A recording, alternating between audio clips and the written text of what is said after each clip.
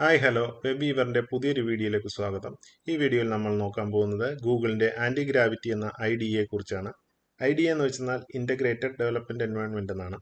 എന്താണ് ഗൂഗിളിൻ്റെ anti gravity? ഗൂഗിളിൻ്റെ ആൻറ്റി ഗ്രാവിറ്റി എന്ന് പറയുന്നത് ഒരു AI പവേർഡ് IDE ആണ്. അതായത് ഒരു കോഡ് എഡിറ്റർ പോലെ പ്രവർത്തിക്കുന്നു. നിർദ്ദേശങ്ങൾ കൊടുത്തിട്ട് പുതിയ പ്രോജക്റ്റുകൾ ക്രിയേറ്റ് ചെയ്യിക്കാനും കോഡുകൾ എഴുതിക്കാനും ആ കോഡുകൾ കമ്പൈൽ ചെയ്ത് ടെസ്റ്റ് ചെയ്ത് നോക്കുവാനും പിന്നെ അത് ഒരു ബ്രൗസർ ബേസ്ഡ് ടെസ്റ്റിംഗ് നടത്തുകയും ചെയ്യും. നിങ്ങൾ കർസറിനെ കുറിച്ച് കേട്ടിട്ടില്ലേ? അതുപോലെ തന്നെയാണ് ഗൂഗിളിന്റെ ആന്റി ഗ്രാവിറ്റിയും പ്രവർത്തിക്കുന്നത്.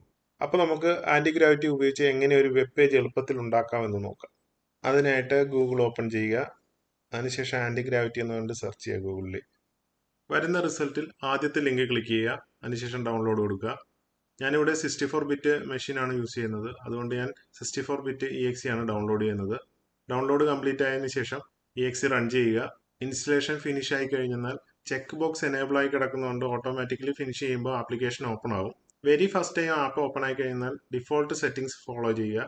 ഞാനിവിടെ ഡാർക്ക് തീമൊക്കെ സെലക്ട് ചെയ്യുന്നുണ്ട്. അതിനുശേഷം അത് ഗൂഗിൾ സൈൻ ഇൻ ചോദിക്കുന്നുണ്ട്. അപ്പോൾ നമ്മളുടെ ഏതെങ്കിലും ഒരു അക്കൗണ്ട് വെച്ചിട്ട് അതിലേക്ക് സൈൻ ഇൻ ചെയ്യുക. ഇതാണ് അതിൻ്റെ ഇന്റർഫേസ്. നമ്മുടെ കർസറൊക്കെ പോലെയുള്ള ഇന്റർഫേസ് തന്നെയാണ് നമുക്ക് കാണാൻ സാധിക്കുന്നത്. ഈ വിൻഡോയിൽ നിന്ന് നമുക്ക് ഏത് AI മോഡൽ വേണമെന്ന് ചൂസ് ചെയ്യാൻ പറ്റും. ഞാനിവിടെ ജെമിനി 3 Pro ഹൈ ആണ് യൂസ് ചെയ്യുന്നത്. പുതിയൊരു പ്രോജക്റ്റ് ക്രിയേറ്റ് ചെയ്യാൻ നമുക്കൊരു ലൊക്കേഷൻ ആവശ്യമാണ്. നമുക്ക് ഓപ്പൺ ഫോൾഡർ ഇവിടെ നിന്നും കൊടുക്കാം, അല്ലെങ്കിൽ ഫയൽ മെനുവിൽ ഓപ്പൺ ഫോൾഡർ ഉണ്ട്. ഞാനിപ്പോൾ ഇവിടെ ഡെസ്ക്ടോപ്പിൽ ഒരു ഫോൾഡർ ക്രിയേറ്റ് ചെയ്യുകയാണ്. ഞാൻ അതിന് ടെക്നോളജി എന്നുള്ള ഒരു പേര് കൊടുത്തു. അതിനുശേഷം ഓപ്പൺ കൊടുക്കുക. ആ ഫോൾഡർ ട്രസ്റ്റ് ചെയ്തിട്ടുള്ള പെർമിഷൻ കൊടുക്കുക. അപ്പോൾ അടുത്തായിട്ട് നമുക്ക് ആന്റി ഗ്രാവിറ്റിയെ കൊണ്ട് കുറച്ച് പണി ചെയ്യിക്കാം. ഞാനിവിടെ കുറച്ച് പ്രോംപ്റ്റുകൾ പ്രീ ഡിഫൈൻഡ് ആയിട്ട് എഴുതി വെച്ചിട്ടുണ്ട്.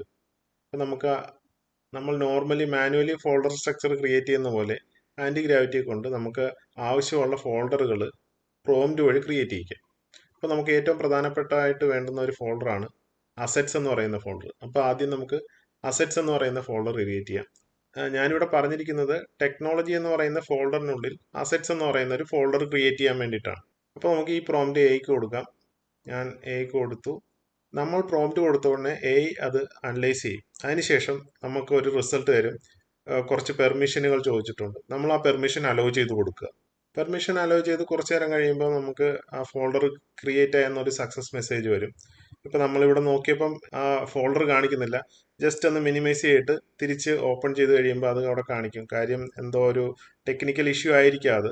അടുത്തതായിട്ട് പ്രോംപ്റ്റ് ഉപയോഗിച്ച് നമുക്ക് ആവശ്യമായ മറ്റ് ഫോൾഡറുകൾ അസറ്റ്സിനുള്ളിൽ ക്രിയേറ്റ് ചെയ്യാം. HTML പ്രോജക്റ്റുകളിൽ എങ്ങനെ ഫോൾഡർ സ്ട്രക്ചർ ഉണ്ടാക്കാമെന്നുള്ളതിനെക്കുറിച്ച് ഞാനൊരു വീഡിയോ ചെയ്തിട്ടുണ്ട്.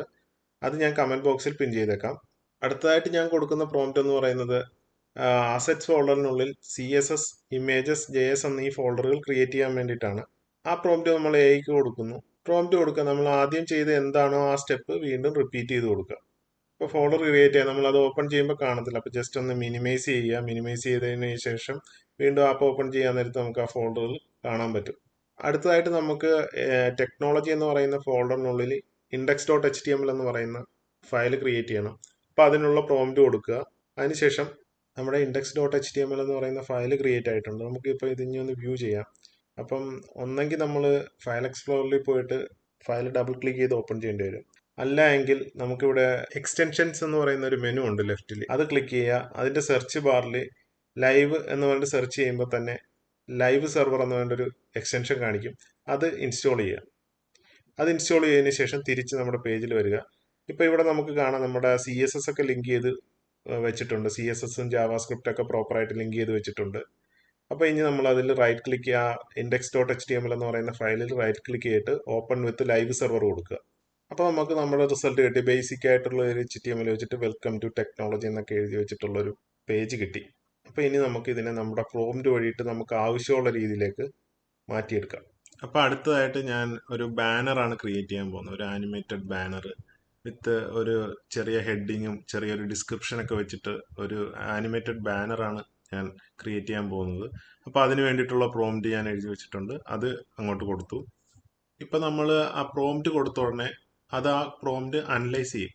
അനലൈസ് ചെയ്തതിന് ശേഷം അത് കോഡ് എഴുതാനായിട്ട് തുടങ്ങും. കോഡ് എഴുതി ആ കോഡ് നമ്മുടെ ഫയലുമായിട്ട് മെർജ് ചെയ്യണമെങ്കിൽ നമ്മളുടെ പെർമിഷൻ വേണം. അപ്പം നമ്മൾ ആ പെർമിഷൻസ് ഒക്കെ അക്സെപ്റ്റ് ചെയ്ത് കൊടുക്കുക.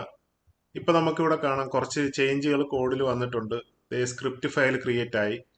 പിന്നെ അതേ സ്റ്റൈൽ ഫയൽ ക്രിയേറ്റ് ആയിട്ടുണ്ട്. കുറച്ച് സ്റ്റൈൽ അതിൽ എഴുതി വെച്ചിട്ടുണ്ട്.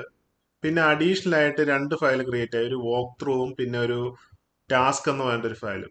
ഈ വോക്ക് ത്രൂ എന്ന് പറയുന്നത് അത് എന്തൊക്കെ കാര്യങ്ങൾ ഇവിടെ നമുക്ക് വേണ്ടിയിട്ട് ചെയ്തിട്ടുണ്ട് എന്നുള്ളതിനെ കുറിച്ചുള്ള ഒരു ബ്രീഫാണ് അതിൻ്റെ അകത്ത് പറയുന്നത്. പിന്നെ ടാസ്ക് എന്ന് പറയുന്നത് അത് നമ്മൾ കൊടുത്തിട്ടുള്ള പ്രോംപ്റ്റിൽ കൊടുത്തിട്ടുള്ള കാര്യങ്ങൾ എന്തൊക്കെ അത് കംപ്ലീറ്റ് ചെയ്തിട്ടുണ്ടോ എന്നുള്ളതിന്റെ ഒരു ലിസ്റ്റാണ് ഈ ടാസ്ക് എന്ന് പറയുന്നത്. അപ്പോൾ നമുക്ക് ഇതിന്റെ പ്രിവ്യൂ ഒന്ന് നോക്കാം. index.html റൈറ്റ് ക്ലിക്ക് ചെയ്യുക, ഓപ്പൺ വിത്ത് ലൈവ് സെർവർ എന്ന് കണ്ട് കൊടുക്കുക.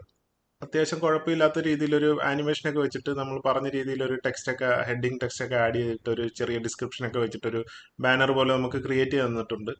ചില സന്ദർഭങ്ങളിൽ നമ്മൾ കൊടുക്കുന്ന പ്രോംപ്റ്റിനനുസരിച്ച് നമ്മൾ എക്സ്പെക്ട് ചെയ്യുന്ന രീതിയിലുള്ള ഒരു റിസൾട്ട് ആയിരിക്കില്ല അതിൽ നിന്ന് ലഭിക്കുന്നത്. ആ സമയത്ത് അത് നമ്മുടെ കോഡിൽ കുറേ ചേഞ്ചസുകൾ വരുത്തിയിട്ടുണ്ടാകാം. അപ്പൊ ഇങ്ങനെയുള്ള സന്ദർഭങ്ങളിൽ ആ വരുത്തിയ ചേഞ്ചുകൾ അൺഡു ചെയ്യാനായി നമ്മൾ കൊടുത്ത പ്രോംപ്റ്റിൽ ക്ലിക്ക് ചെയ്യുക. ഒരു ആരോ സിമ്പിൾ ഉണ്ടാകും അവിടെ. ആരോ സിമ്പിൾ ക്ലിക്ക് ചെയ്യുമ്പോൾ അത് ഇങ്ങോട്ട് ചോദിക്കും കൺഫേം അൺഡു. ജസ്റ്റ് കൺഫേം ചെയ്യുക. കൺഫേം ചെയ്ത് കഴിയാൻ നേരത്ത് എങ്ങനെയാണോ ആ പ്രോംപ്റ്റ് കൊടുക്കുന്നതിന് മുമ്പ് ഉണ്ടായിരുന്ന കോഡ് അതുപോലത്തെ ഒരു കോഡ് നമുക്ക് തരും. അടുത്തായിട്ട് നമുക്ക് മൗസ് മൂവ് ചെയ്യുന്നതനുസരിച്ച് ബാക്ക്ഗ്രൗണ്ട് മൂവ് ചെയ്യണമെന്ന് പറഞ്ഞിട്ട് നമുക്കൊരു പ്രോംപ്റ്റ് കൊടുക്കാം. നമ്മൾ കൊടുക്കുന്ന പ്രോംപ്റ്റ് അത് അനലൈസ് ചെയ്തതിന് ശേഷം നമ്മുടെ അടുത്ത് പെർമിഷൻ ചോദിക്കും, നമ്മൾ അക്സെപ്റ്റ് ചെയ്യുക. ഇപ്പം നിങ്ങൾക്ക് അവിടെ കാണാം, അവിടെ ഇംപ്ലിമെന്റേഷൻ പ്ലാൻ എന്ന് പറഞ്ഞിട്ട് ഒരു ഫയൽ ക്രിയേറ്റ് ആയിട്ടുണ്ട്. ആ ഫയല് എന്തൊക്കെയാണ് മാറ്റങ്ങൾ വരുത്താൻ പോകുന്നത്, ഏതൊക്കെ ഫയലുകൾ എഡിറ്റ് ചെയ്യും എന്നൊക്കെയുള്ള ഒരു ബ്രീഫാണ് അവിടെ പറയുന്നത്. നമ്മൾ പ്രൊസീഡ് കൊടുത്തു കഴിഞ്ഞാൽ ആ ചേഞ്ചുകൾ നമ്മുടെ ഫയലുകളിലേക്ക് വരുത്തും. അപ്പം ഞാനിവിടെ നമ്മൾ പ്രോംപ്റ്റ് കൊടുക്കുന്ന സ്ഥലത്ത് പ്രൊസീഡ് കൊടുക്കുകയാണ്. അതിനുശേഷം ചേഞ്ചസുകൾ അക്സെപ്റ്റ് ചെയ്യുക. ഇപ്പം നമ്മൾ ടാസ്ക് എടുത്ത് നോക്കി കഴിഞ്ഞാൽ അതിൻ്റെ അകത്ത് ഈ പറഞ്ഞ ചേഞ്ചസുകൾ കംപ്ലീറ്റ് ആയിട്ടുള്ളതായിട്ട് കാണിക്കും. അപ്പം നമുക്ക് ഇനി ഓപ്പൺ വിത്ത് ലൈവ് സെർവർ കൊടുക്കാം. നമ്മൾ പറഞ്ഞിരിക്കുന്ന ചേഞ്ച് എന്ന് വെച്ച് കഴിഞ്ഞാൽ നമ്മുടെ മൗസ് മൂവ് ചെയ്യുന്നതനുസരിച്ച് ബാക്ക്ഗ്രൗണ്ട് മൂവ് ആകണമെന്നാണ് പറഞ്ഞിരിക്കുന്നത്. അപ്പം നമുക്ക് അതൊന്ന് ചെക്ക് ചെയ്ത് നോക്കാം. ശരിക്കും ഇപ്പം മൗസ് മൂവ് ചെയ്യുന്നതനുസരിച്ച് ബാക്ക്ഗ്രൗണ്ട് മൂവ് ആകുന്നുണ്ട്. അടുത്തതായിട്ട് നമുക്ക് ഒരു സെക്ഷൻ കൂടെ ആഡ് ചെയ്യാം, ഒരു എബൌട്ട് അസ് സെക്ഷൻ കൂടെ ആഡ് ചെയ്ത് കൊടുക്കാം. അതിനായിട്ട് പ്രോംപ്റ്റ് കൊടുക്കുക. പ്രോംപ്റ്റ് കൊടുത്തു കഴിയുമ്പോൾ അത് നമ്മുടെ പ്രോംപ്റ്റ് അനലൈസ് ചെയ്യാം. അത് കഴിഞ്ഞിട്ട് നമ്മൾ പെർമിഷൻ അക്സെപ്റ്റ് ചെയ്യുക. അപ്പം അത് നമ്മുടെ ടാസ്ക് കംപ്ലീറ്റ് ആക്കിയിട്ടുണ്ട്. നമുക്കതൊന്ന് പ്രിവ്യൂ ചെയ്ത് നോക്കാം. ഓക്കെ, നമ്മൾ പറഞ്ഞ പോലെ എബൌട്ട് അസ് സെക്ഷൻ ആഡ് ചെയ്തിട്ടുണ്ട്. നമ്മൾ കൊടുക്കുന്ന പ്രോംപ്റ്റ് എത്രത്തോളം സിമ്പിളാക്കി കൊടുക്കാമോ അത്രയും സിമ്പിളാക്കി കൊടുക്കുമ്പോൾ അത് നമുക്ക് തരുന്ന റിസൾട്ട് കുറച്ചുകൂടെ ബെറ്റർ ക്വാളിറ്റിയുള്ള റിസൾട്ട് ആയിരിക്കും. നമ്മൾക്ക് ആവശ്യമുള്ള സെക്ഷനുകൾ ഇങ്ങനെ പ്രോംപ്റ്റ് വഴി നിർദ്ദേശം കൊടുക്കുകയാണെങ്കിൽ അത് നമ്മളുടെ പ്രോംപ്റ്റിനനുസരിച്ചുള്ള ഓരോ റിസൾട്ടും നമുക്ക് തന്നുകൊണ്ടിരിക്കും. ഇനിയിപ്പോൾ നിങ്ങൾക്ക് പ്രോംപ്റ്റ് എഴുതാൻ അറിഞ്ഞുകൂടാന്ന് വിചാരിക്കുക. അങ്ങനെയാണെങ്കിൽ ഒരു എളുപ്പ വഴി ഞാൻ പറഞ്ഞുതരാം. ആദ്യം നിങ്ങൾ ChatGPT ഓപ്പൺ ചെയ്യുക. ChatGPT ഓപ്പൺ ചെയ്ത ശേഷം നമ്മളുടെ ആവശ്യം എന്താണെന്ന് നമ്മൾ ChatGPTയോട് പറഞ്ഞു കൊടുക്കുക. ഇപ്പം ഞാനിവിടെ പറഞ്ഞിരിക്കുന്നത് I need a prompt to create a web page. എനിക്ക് അതിൽ 5 മെനു ഐറ്റംസ് വേണം, അത് മൊബൈൽ റെസ്പോൺസീവ് ആയിരിക്കണം, അങ്ങനെ കുറച്ച് കാര്യങ്ങൾ ഞാനിവിടെ പറഞ്ഞു കൊടുത്തു. എന്നിട്ട് നമ്മൾ അത് ക്രിയേറ്റ് ചെയ്യാൻ പറയുന്നു. കുറച്ചുകൂടെ കഴിഞ്ഞുകൊണ്ട് നമുക്ക് നല്ലൊരു പ്രോംപ്റ്റ് അത് ക്രിയേറ്റ് ചെയ്ത് തരും. ഇപ്പം ഞാൻ ഇതിന് വേണ്ടിയിട്ട് ടെസ്റ്റ് എന്ന് പറഞ്ഞ ഒരു പ്രോജക്റ്റ് ക്രിയേറ്റ് ചെയ്തിട്ടാണ്. ചിലപ്പം പഴയ കോഡിൽ എഴുതി കഴിയുമ്പോൾ ചിലപ്പോൾ നമ്മൾ ഉദ്ദേശിക്കുന്ന ഒരു റിസൾട്ട് കിട്ടിയില്ല എന്ന് വരും. അതുകൊണ്ട് പുതിയൊരു പ്രോജക്റ്റ് ഞാൻ ക്രിയേറ്റ് ചെയ്തിട്ടാണ് ഈ പ്രോംപ്റ്റ് കൊടുത്തിരിക്കുന്നത്. നമ്മൾ എന്താണോ നേരത്തെ ചെയ്തത് അത് റിപ്പീറ്റ് ചെയ്യുക. ഇപ്പം അത് ഇംപ്ലിമെന്റേഷൻ മാപ്പ് ക്രിയേറ്റ് ചെയ്ത് തരും. പിന്നെ ഒരു ടാസ്ക് ഫയൽ ക്രിയേറ്റ് ചെയ്ത് തരും. ഇംപ്ലിമെന്റേഷൻ മാപ്പ് നമ്മൾ വെരിഫൈ ചെയ്തതിനു ശേഷം നമ്മൾ പ്രൊസീഡ് കൊടുക്കുക. എന്താണോ നമ്മൾ നേരത്തെ ചെയ്തത് അത് തന്നെ റിപ്പീറ്റ് ചെയ്താൽ മതി. അതിനുശേഷം index.html ലൈവ് സെർവറിൽ റൺ ചെയ്യുക. പ്രിവ്യൂ എടുക്കുമ്പോൾ വളരെ ബേസിക് ആയിട്ടുള്ളതാണെങ്കിൽ നമുക്ക് നമ്മൾ പറഞ്ഞിട്ടുള്ള കാര്യങ്ങൾ വെച്ചിട്ടുള്ള ഒരു പേജ് അത് ക്രിയേറ്റ് ചെയ്ത് തന്നിട്ടുണ്ട്. പക്ഷേ ഡിസൈനൊക്കെ ഭയങ്കര ബേസിക് ആയിട്ടുള്ള ഡിസൈനാണ്. പക്ഷെ ആനിമേഷൻ വന്നിട്ടുണ്ട്, നാവിഗേഷൻ ആഡ് ചെയ്തിട്ടുണ്ട്, പിന്നെ എക്സ്ട്രാ സെക്ഷൻസ് ഒക്കെ ആഡ് ചെയ്തിട്ടുണ്ട്. ഇത് വളരെ ബേസിക് ആയിട്ടുള്ള ഒരു ഡിസൈൻ ആയിട്ടാണ് എനിക്ക് തോന്നുന്നത്. അടുത്തതായിട്ട് നമുക്കൊരു ഡിസൈൻ ഉണ്ടാക്കി അത് പ്രോംപ്റ്റ് വഴി ആന്റി ഗ്രാവിറ്റിയെ കൊണ്ട് ചെയ്തു നോക്കിച്ചാലോ. അപ്പൊ അതിനായിട്ട് നമ്മൾ ഒരു ഡിസൈൻ ക്രിയേറ്റ് ചെയ്യണം. ഇപ്പൊ ഇവിടെ ഒരു ഡിസൈൻ ഉണ്ട്. ഈ ഡിസൈൻ ഞാൻ ChatGPTയെ കൊണ്ട് ക്രിയേറ്റ് ചെയ്യിച്ചതാണ്. അപ്പൊ ഈ ഡിസൈൻ വെച്ചിട്ട് നമുക്ക് ChatGPTനെ കൊണ്ട് ഒരു പ്രോംപ്റ്റ് ഉണ്ടാക്കാം. അപ്പൊ അതിനായിട്ട് ഈ ഡിസൈൻ ChatGPTക്ക് അപ്ലോഡ് ചെയ്ത് കൊടുക്കുക. എന്നിട്ട് ഈ ഡിസൈന് വേണ്ടിയിട്ട് ഒരു പ്രോംപ്റ്റ് ക്രിയേറ്റ് ചെയ്ത് തരാൻ ChatGPTയോട് പറയാം. ഓക്കെ, ChatGPT നമുക്കൊരു ഡിസൈൻ പ്ലാൻ ഉൾപ്പെടെ ഒരു പ്രോംപ്റ്റ് ക്രിയേറ്റ് ചെയ്ത് തന്നിട്ടുണ്ട്. അതിൽ നിന്നും പ്രോംപ്റ്റ് കോപ്പി ചെയ്തെടുക്കുക. അതിനുശേഷം ആന്റി ഗ്രാവിറ്റി എടുക്കുക. ഞാൻ ഓൾറെഡി ഒരു പുതിയ പ്രോജക്റ്റ് ഇതിന് വേണ്ടിയിട്ട് ക്രിയേറ്റ് ചെയ്തിട്ടുണ്ട്. പഴയ പ്രോജക്റ്റിൽ ചെയ്ത് കഴിഞ്ഞാൽ ചിലപ്പം നമ്മൾ ഉദ്ദേശിക്കുന്ന റിസൾട്ട് കിട്ടത്തില്ല.